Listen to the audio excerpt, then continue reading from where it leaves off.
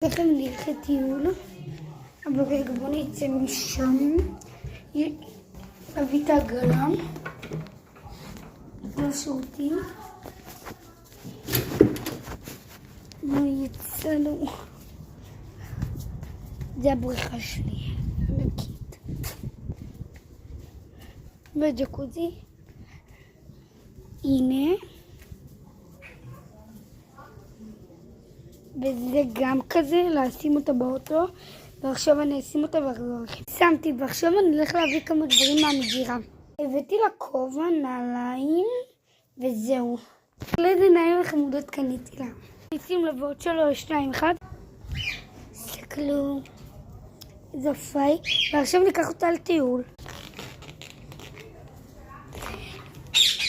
נצא מהבית. אני אוכל ואחזור לכם. בחלק 3.